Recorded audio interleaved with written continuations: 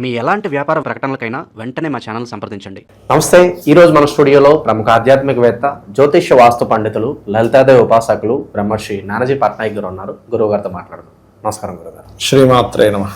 November మాసం విశేషంగా మిథున్ రాశి వాళ్ళకి ఎలాంటి అదృష్టాన్ని మాసం తీసుకురాబోతుంది, ఎలాంటి పరిస్థితులు ఎదురవుతాయి అంటారు, ఓవరాల్గా ఎలాంటి జాగ్రత్తలు తీసుకోవాలి గురుగారు? తప్పకుండా అండి. ఫస్ట్ ఆఫ్ ఆల్ ఏంటంటే ఇక్కడ మిథునం వారికి లగ్నాధిపతి 6లో కుజుడుతో ఉంటున్నాడు. మిగతా గ్రహాలు కూడా ఒక్కొక్క స్థానాల్లో ఒకటి ఉన్నాయి. అంటే 2లో గురువు ఉండడం, ఆయన 12వ తేదీ నుంచి వక్రించడము, అలాగే 3లో కేతువు, 4లో ఉండే శుక్రుడు 2వ తేదీ నుంచి 5లోకి వెళ్ళడం, 5లో రవి ఉండడం, 17వ తేదీ నుంచి 5లో ఉండే రవి 6లోకి వెళ్ళడం. సో ఇక్కడ 2 ప్లానెట్స్ కంజంక్షన్ కూడా ఉంది 6వ స్థానంలో. అట్లాగే భాగ్యంలో రాహు, దశమంలో శని, వక్రించిన శని ఉన్నాడు. ఈ యొక్క గ్రహస్థితిని కనుక మనం గమనించినట్లయితే అసలు వీళ్ళకి ఫస్ట్ ఆఫ్ ఆల్ అసలు ఎలా ఉంటుంది ఈ నెల, ఈ మిగతా గ్రహాలు చూసుకున్నట్లయితే ఈ యొక్క విషయాలు చెప్తుంది నేనైనప్పటికీ చెప్పిస్తుంది సాక్షాత్తులు తామవారిగా భావిస్తూ. ఫస్ట్ ఆఫ్ ఆల్ ఏంటంటే వీరికి సప్తమాధిపతి గురువు 2లో ఉండి 12వ తేదీ నుంచి వక్రిస్తున్నాడు. దీనివల్ల ఏంటంటే చూడండి, కొంతమందికి వివాహం విషయంలో ఒక సంబంధం ముందుకు వెళ్ళిపోయింది, ఇంక ఇది రాదు అనుకుని వెనక్కి వస్తాయి చూసారా. 12వ తేదీ నుంచి ఈ ఛాన్సెస్ పెరుగుతాయి వీరికి చూసుకుంటే కనుక. ఓకే. అలాగే ఇంకొక విషయం ఏంటంటే వీళ్ళ యొక్క జీవిత భాగస్వామికి ఎప్పటి నుంచో పలానా విదేశాలకు వెళ్ళాలి, విదేశీ సంబంధించిన ఏమైనా ట్రై చేయాలనుకునేటువంటి వారికి వీరి జీవిత భాగస్వామికి ఆ యొక్క ఛాన్సెస్ ఉంటాయి. ఇక వీరు ఎట్టి పరిస్థితుల్లో కూడా 1, 2, 29, 30 ఈ 4 రోజులు బ్యాంక్ ట్రాన్సాక్షన్ చేసేటప్పుడు ఫైనాన్షియల్ మ్యాటర్స్ విషయంలో జాగ్రత్తగా ఉండాలి. 3వ స్థానంలో వీళ్ళ కేతు సంచారం జరుగుతుంది కాబట్టి కొంచెం ఎవరితోనైనా కమ్యూనికేట్ చేసేటప్పుడు, రాతకోతలు రాసుకునేటప్పుడు చాలా జాగ్రత్తగా ఉండాలి. ఎందుకంటే 3లో కేతువు కదా. అయితే ఇక్కడ 4వ స్థానంలో శుక్రుడు, నీచబడిన శుక్రుడు 2వ తేదీ నుంచి 5లోకి వెళ్తున్నాడు. 5లోకి వెళ్తున్నందుకు 2వ తేదీ తర్వాత నుంచి వీళ్ళకి కొన్ని నిర్ణయాలు, ఒక్కోసారి చూడండి మనం ఒక చిన్న డెసిషన్ తీసుకుంటాము, కానీ ఆ డెసిషనే వీళ్ళకి ఒక మంచి లైఫ్ని ఇస్తుంది.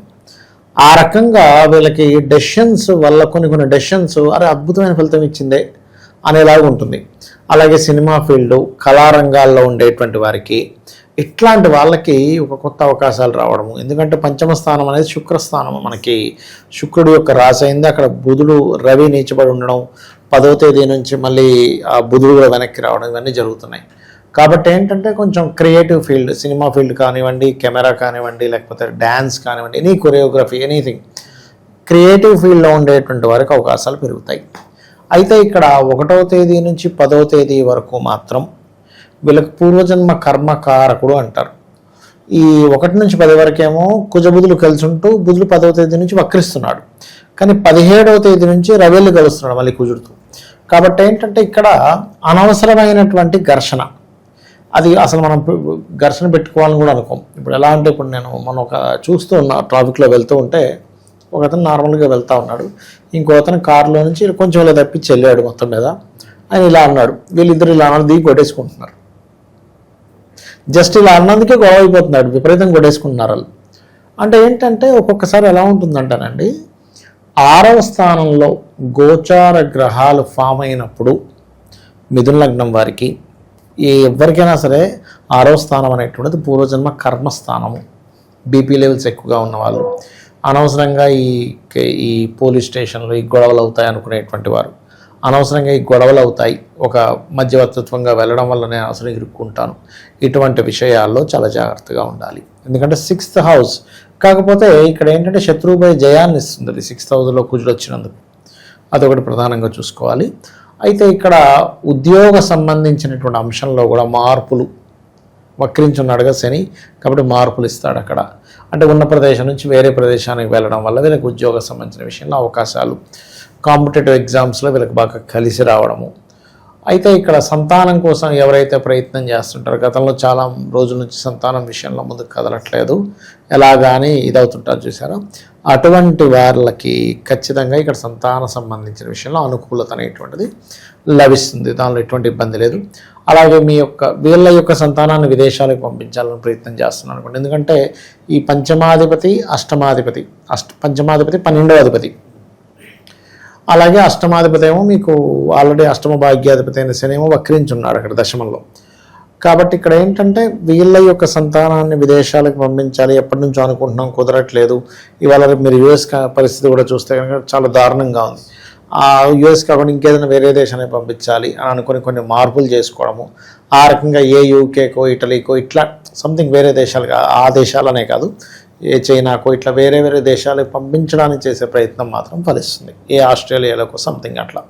అయితే వీళ్ళు ఎక్కువగా అమ్మవారి యొక్క ఆరాధన, సూర్య భగవానుడి యొక్క ఆరాధన ఎంత చేస్తే అంత మంచిది వీరికి.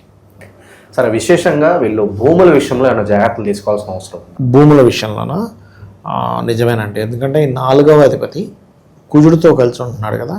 10వ తేదీ వరకు కుజుడు బుధుడు కలిసి 6లో ఉంటారు. ఏదైనా లిటికేషన్ ల్యాండ్స్ తీసుకుంటాము అనుకునే విషయంలో, అంటే ఇదేమైనా లిటికేషన్లో ఉందేమో డౌట్ ఉంటుంది చూసారు. కోసం ల్యాండ్ తీసి చూపిస్తాడు, ఇదే సార్ ల్యాండ్ అంటే అంతట్లో ఇంకెవడో పిలుస్తారు, బాబు ఇదేదో లిటికేషన్లో ఉందనో, లేదు ఇది ఇంకో రిజిస్ట్రేషన్లో ఉందనో. కొంచెం ఈ నెల అంటే నవంబర్ మాసంలో 10వ తేదీ వరకు ఏదైనా ప్రాపర్టీ తీసుకునేటప్పుడు 1కి 4 సార్లు అది ఏదైనా ప్రాబ్లంలో ఉందా, ఏదైనా డౌట్ ఉంటే అక్కడ ఒక బోర్డు పాతి పెడితే ఎవడో వచ్చి దాన్ని మీదేంటి బోర్డు నాది అంటాడు ఈ భూమి. అలా కొంచెం టెస్ట్ చేసుకొని తీసుకోవాలి 10వ తేదీ వరకు. ఎందుకంటే ఇక్కడ 4వ అధిపతి 6వ అధిపతి కలిసి ఉన్నారు, అనవసరమైనటువంటి గొడవల్లోకి వెళ్ళే ఛాన్స్ ఉంది కదా. కాబట్టి అలాగే ఏదైనా ఎడ్యుకేషన్ రిలేటెడ్ సంబంధంగా ఏదైనా కోర్సెస్ చేసేవాళ్ళు కూడా ఫస్ట్ ఈ 10 రోజులు మాత్రం ఎట్టి పరిస్థితుల్లో కూడా వీళ్ళు తొందరపడి ఏదో కోర్సు తీసుకోవడం, దాని తర్వాత మళ్ళీ ఆ స్ట్రెస్ పడడం జరుగుతూ ఉంటుంది. కాబట్టి ఆ విషయంలో జాగ్రత్తగా ఉండాలి.